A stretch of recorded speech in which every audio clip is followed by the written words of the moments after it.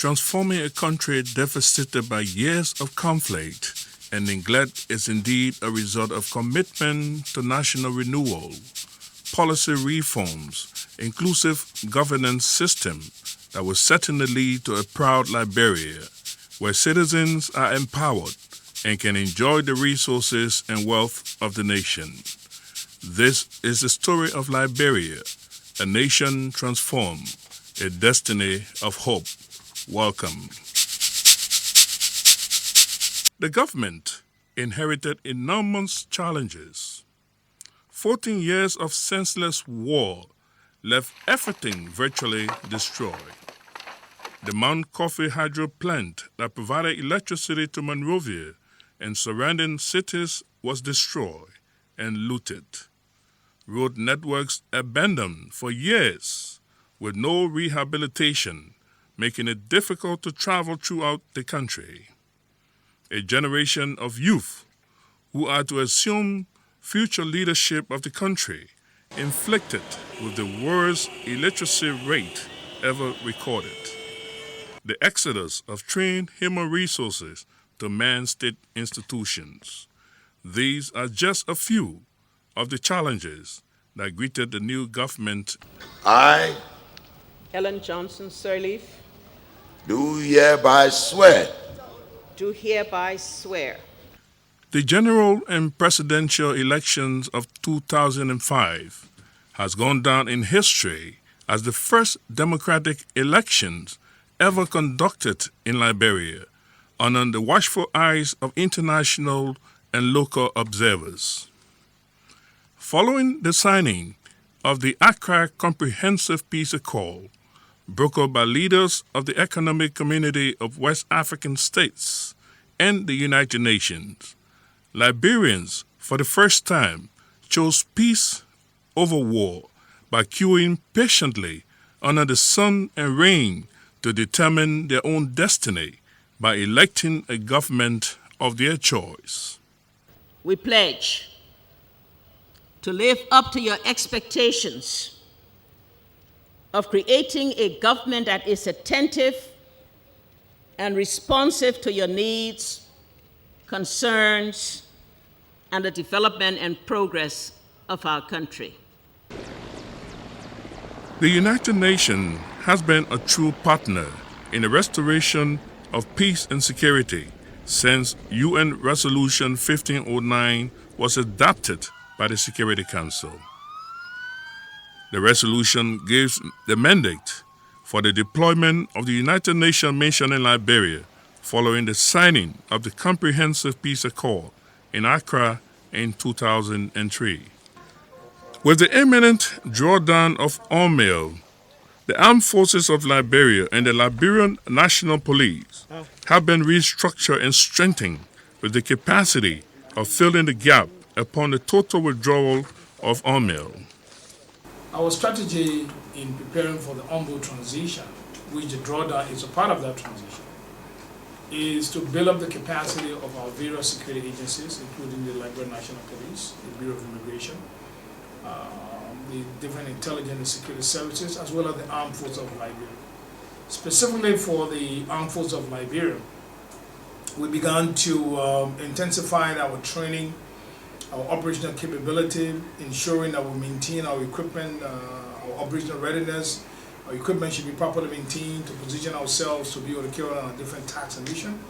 At the same time, to conduct recruiting to fill in those billets and expand the capability of both the engineering and our Coast Guard capabilities, as well as our infantry components. And at the same time, the different security agencies, the Liberian National Police, also carry on recruiting, also carry on training, also building up the robust capacity to be able to respond where the need is required. The international image of Liberia witnessed a rapid resurgence since the elections in 2005.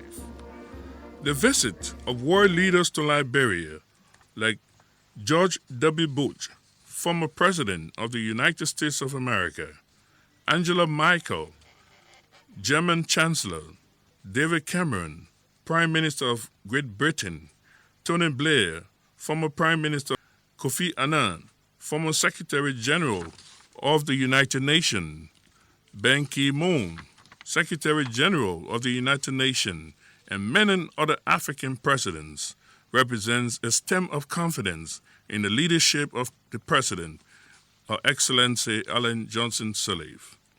Liberia has once again taken its rightful place in the Committee of Nations. Coming from all over the world, in robust consultations that have been held in all regions of the world, people want a better life. They want access to education, to health services, to clean water, all of those things that represent a better life. The administration of President Ellen Johnson Sirleaf remains committed to restoring the dignity and lost image of Liberia by introducing policies for the recovery and development of Liberia, a country once considered as the beacon of hope in Africa, a free land of liberty with freedom and justice for all.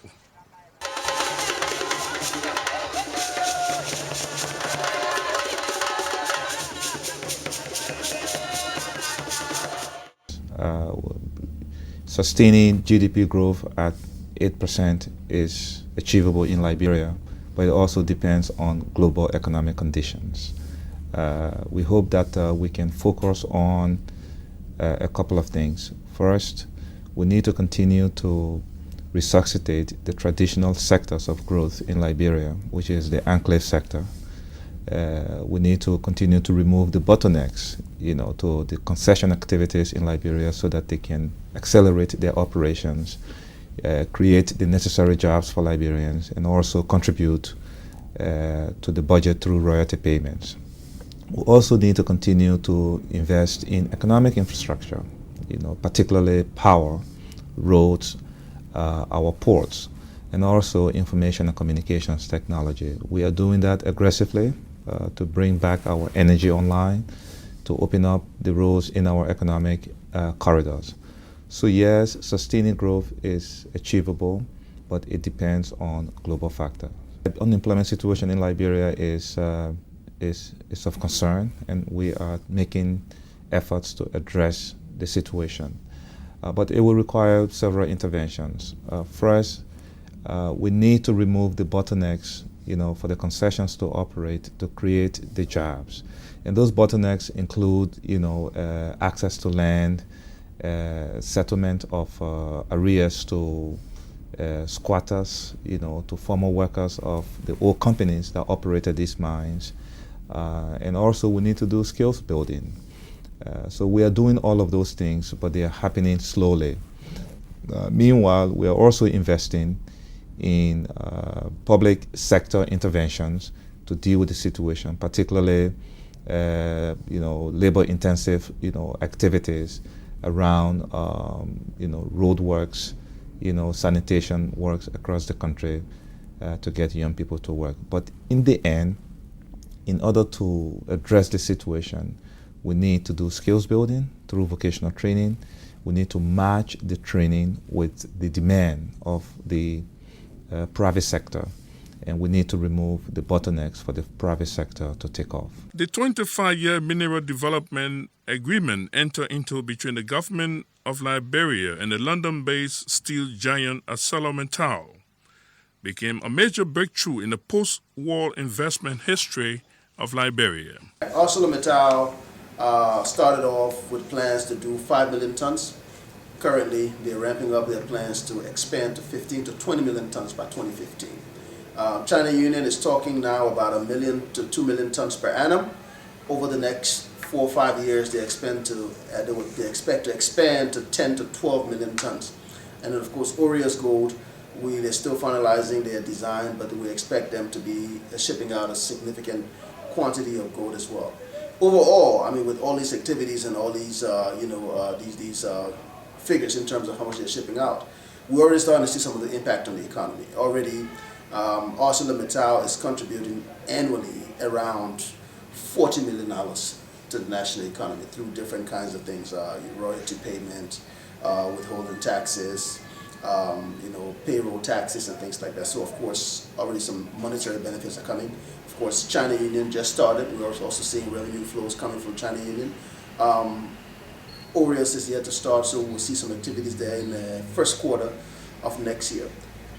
The impact is not limited, of course, to just revenues. We're seeing employment. I mean, obviously with ArcelorMittal, already we see about 3,500 jobs.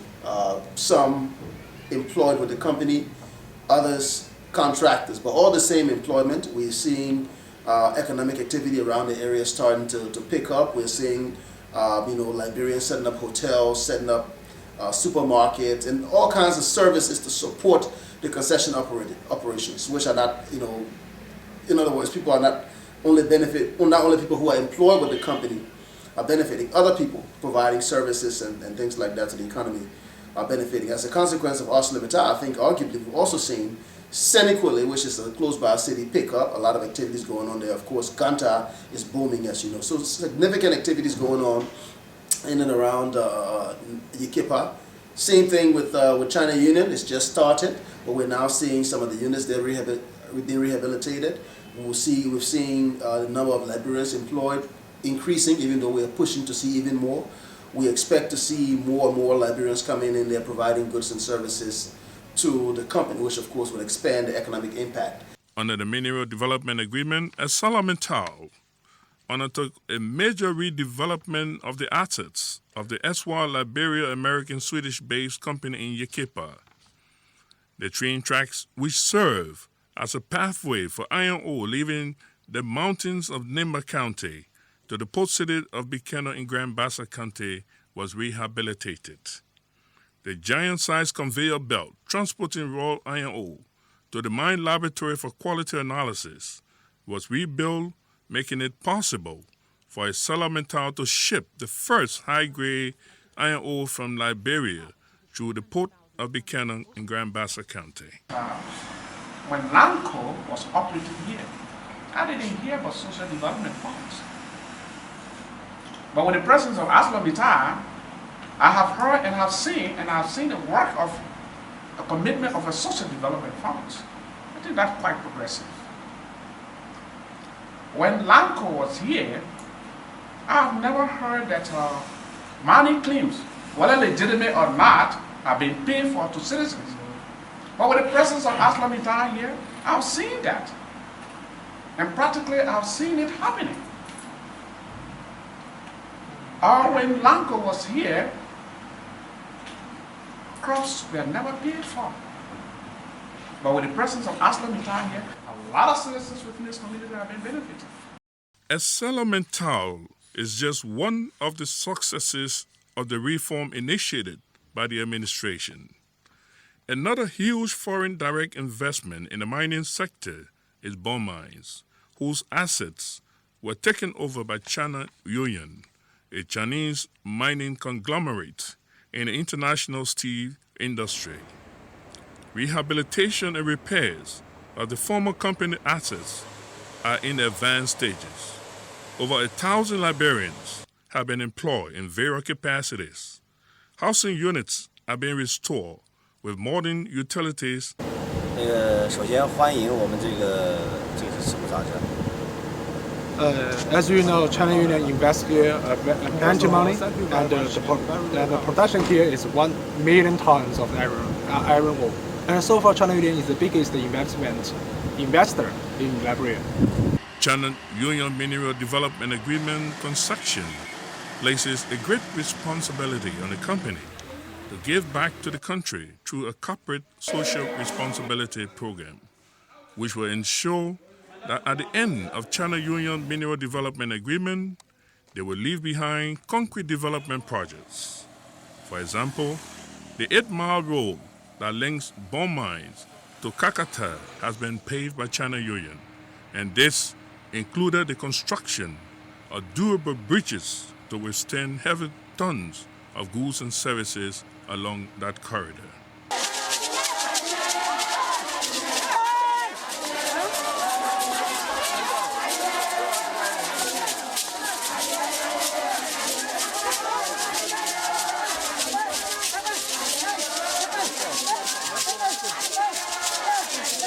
The rubber sector is the second largest investment basket in Liberia, beginning with the Firestone Plantation Company in Maghibie County, which has operated in Liberia since 1926.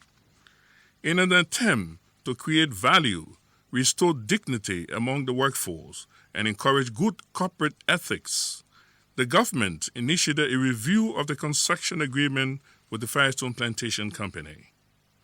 The result of this renegotiated construction agreement, the wages of staff has been reclassified. Housing units that existed for almost a century without latrines, electricity, running water are gradually being transformed into modern estates. The school system has been modernized. Other foreign direct investment include Semi Dabi, a Malaysian-based company which acquired the assets of the former Guthrie rubber plantation in Bomi County, as well as Golden Verolium, Liberia in Sino County.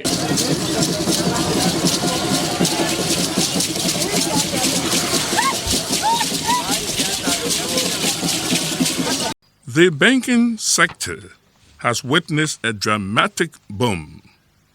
From a few banking institutions that operated in Monrovia, the last 9 years has seen the biggest growth in the banking sector.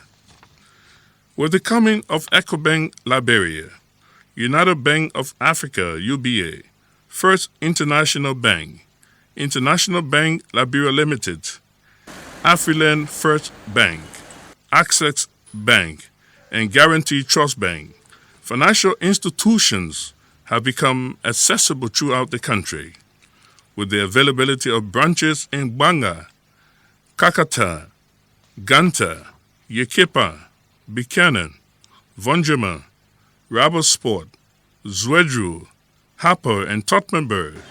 Liberians now have direct access to banking facilities and receiving remittances directly. The Central Bank of Liberia is also providing services in various parts of the country, making it easy for employees to cash check and utilize other banking facilities. A traditional bank, such as the Liberia Bank for Development and Investment, has also taken on the challenge and is expanding rapidly throughout the country. The role of international financial institutions like the World Bank, International Monetary Fund, and the African Development Bank have been pivotal in the economic recovery and stability Liberia enjoys. With confidence in the policy of the administration, Liberia became a candidate in a category of the heavily indebted poor countries.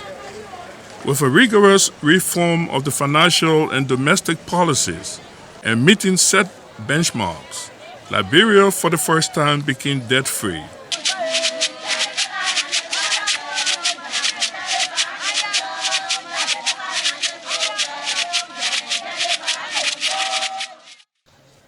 Corruption, no doubt, is an age-old pandemic in Liberia, dating years back, but the